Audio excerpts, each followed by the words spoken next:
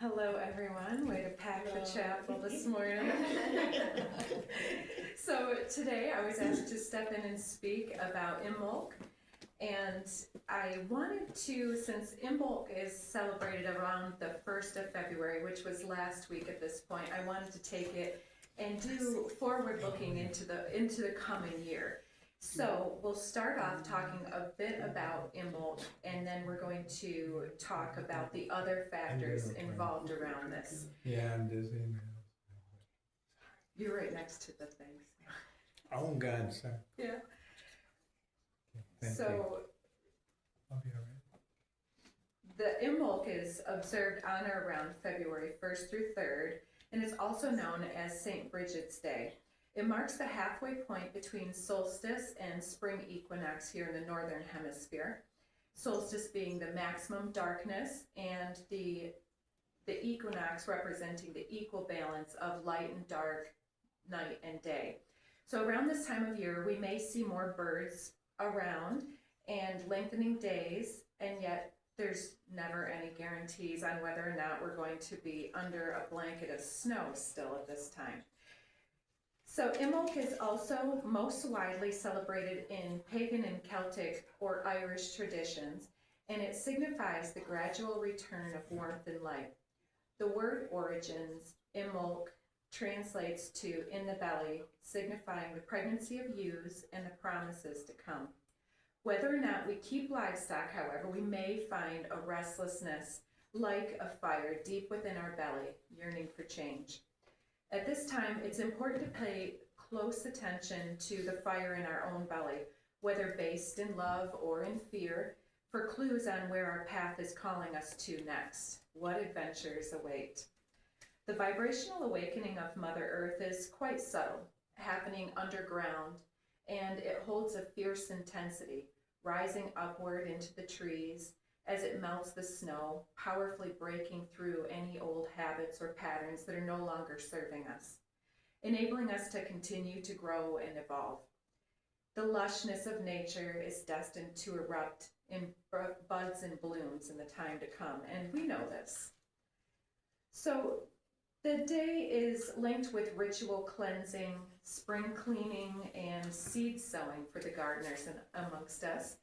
And Bridget herself is related to, she is a fertility goddess and is related to wisdom, poetry, healing, protection, and blacksmithing, and domesticated animals. In recent centuries, especially in Ireland, Bridget's crosses were hand woven and hung over the doors and the windows in the house to protect against fires, illness, and evil. Many would fashion Bridget dolls from corn husks for the kids in the group, and devotees would arrange a bed with food and drink for Bridget with a birch wand to visit them the night before St. Bridget's Day, and they would often lay out clothing for her to bless. They would visit holy wells and would usually share a great feast with their friends and neighbors, and they would go around knocking on each other's doors, and they would knock a series of times, and they would call and answer back and forth through the door, something about, is there room for Bridget here? And they were supposed to answer, yes, yes, come on in and share the meal with us, or something like that. So this is also a day where it's traditionally associated with weather lore because of its placement between the solstice and equinox. And so it originally started with a hedgehog, so I'm not sure how we got to the groundhog, but does anybody know how Groundhog's Day turned out? I don't watch the, no. Oh, 6 more weeks of winter, I think. Yeah. The thought shadow. Yeah, and that's, so one of the myths that they talk about is the Calig, the winter hag, gathers her firewood for the rest of the year on Groundhog's Day or St. Bridget's Day. And if it's a nice warm day, she gets out and gets all of her wood to last the next few days. But if it's dark and dreary, she's asleep, and spring is almost here. So yeah, it was pretty sunny this year. This year we also had a Leo full moon on the same day as Imbolc, And this helps us to focus our external efforts and the feedback that we've received through that process. And it brings our attention to our sense of satisfaction or lack thereof with our invested in intervention, or yes, our invested time and intention, yes. So now, 1 week before the coming Chinese Lunar New Year, we've also got eclipses amping up the intensity for change, as well as exposing the underbelly of our issues, personally and collectively. So this year, the solar eclipse on February 17th is the day of the Chinese Lunar New Year starting out. And the Chinese Lunar New Year can vary numbers of dates between between the leap year and non-leap year years. And so this year we're moving from the wood snake into the fire horse. And the fire horse is a double fire year this year because of the element of the horse is very related to movement and chariot action, and the fire being its element doubles down on that. So fire is hot and it moves very fast. So in the weeks to come, so must we. We've also left behind us in 2025 a 9-year, so 2 + 0 + 2 + 5 = 9, and 2026 is a number 1 year, a 10. 1 + 0 = 1. So this is a year for closure and rebirth cycles. So in this ending of the wood snake year, we are intending to drop off and shed the skin of any outdated circumstances or things that have accumulated over our lifetime. With all of this momentum packed into Imbolc this year, we are asked to commit to honoring the sacred within ourselves, to feel into our belly for the spark ready to ignite this year. And last year when I gave the speech on the wood snake, I talked all about the longer 60-year cycles. I'm not going to go through all of that this year, but it's talking about the elements of the fire, wood, all of that. It doubles each year. So we had 2 wood elements, and then we are moving into 2 fire back-to-back years. So this one is double fire, and next year is the fire goat. So last year's advice was a little bit different than this year's. And last year's we were getting excited about the new year, but we were told that because it was wood snake that we were setting up the precedent and expanding throughout our growth cycles and earning a lot of wisdom for the trials that we've overcome. And so last year's advice was more to build and prepare for growth in the following year, to shed the outdated external layers of self and to expose your higher self. This year's advice is to stay grounded and centered. Pay close attention to signs and synchronicities in nature and to the feedback from your very own body. It will be vitally important to rest when necessary and to hold back from being impulsive in words and in actions. Believe in your powerful dreams and your visions, and keep your wits about you. Horse can turn productivity into an art. Thus, the evil eye can be directed at the most effective leaders and creators. So if you're getting a little bit of evil eye, or if you have some haters, know that you are on the right track. So this year we're applying the wisdom and the expansion from the wood snake year. This Lunar New Year begins the 2-year fire cycle, and this one goes from February 17th through February 6th of 2027, which brings in the fire goat year. And it's also an 11 year. So the goat is a phenomenal climber and has a very natural, earthy tone. Mixed with fire, it can put a lot of pressure on us next year to reach the mountaintops. And so this year, because we're going through so many exponential changes and shedding so much of the snake's skin leading into this year, it might be important for some of us that get down on ourselves or get overwhelmed with details to start a journal or to just make some notes right now on where you are and what you are looking to pull in this year. And then within 6 months or a year, or whenever you feel bad, look at this and look at how many things have changed for yourself. You're going to be amazed at the unprecedented changes that are already underway, underground, very intense and real. It might be important for some of us to simplify our life, our home, and our commitments, and to spring clean mind, body, and spirit and home, and to channel the fire from deep within your belly into your creative gifts, into your voice, and into your personal image. And to handle all of the changes and feedback with grace. It's time to set some realistic goals for growth in the year ahead. Personal, financial, career, and family satisfaction is just around the corner. So take each goal and identify small steps that you can take now.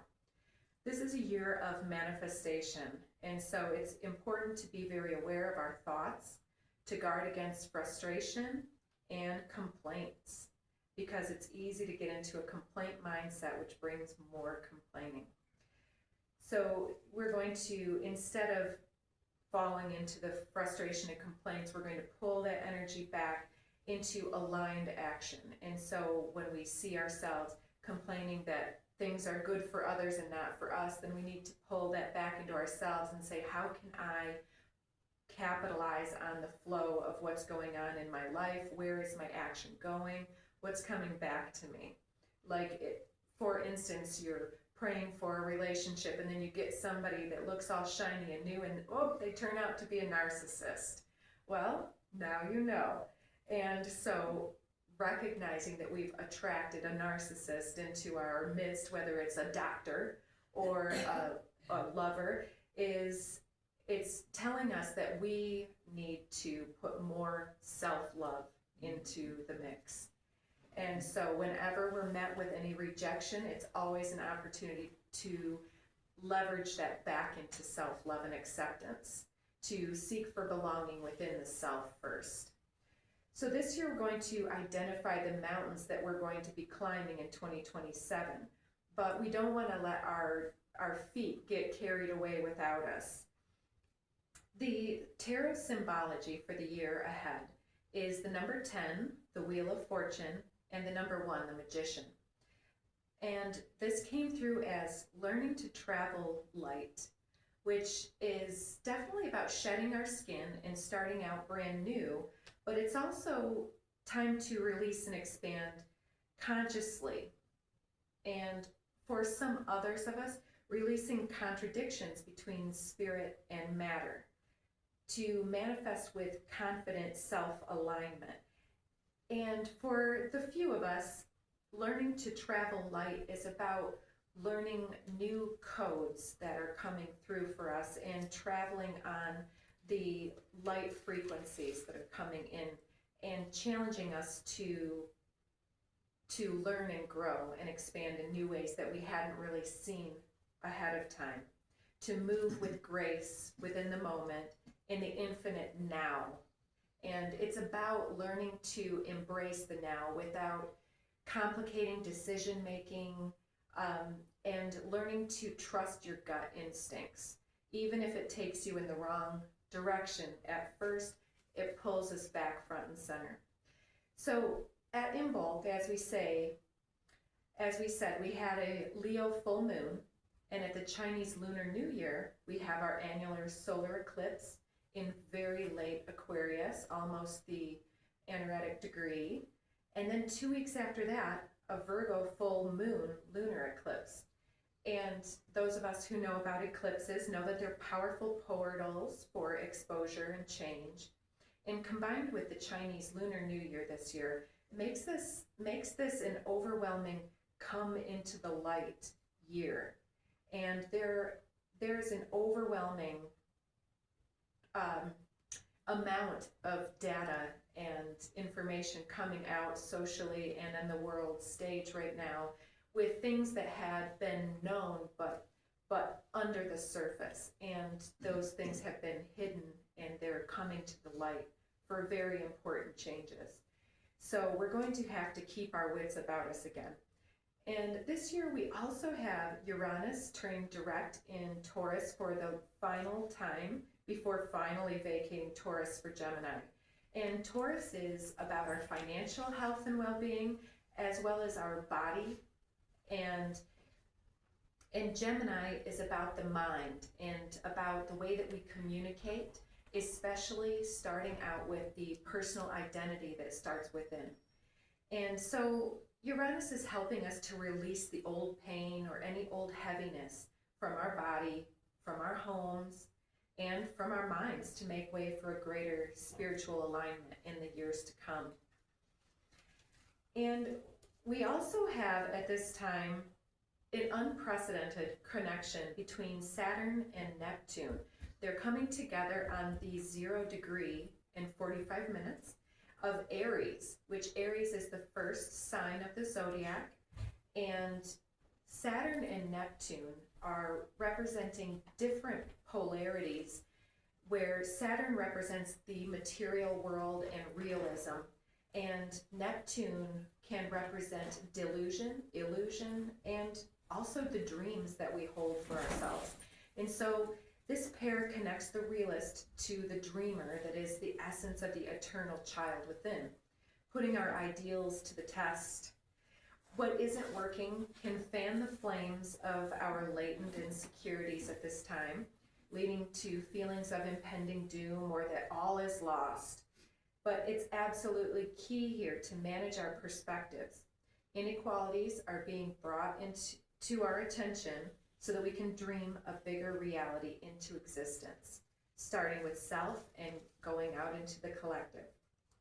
So from the Chinese Lunar New Year on the 17th, through the solar eclipse portals, onto the Saturn conjunct Neptune, that happens on February 20th, for any keeping note.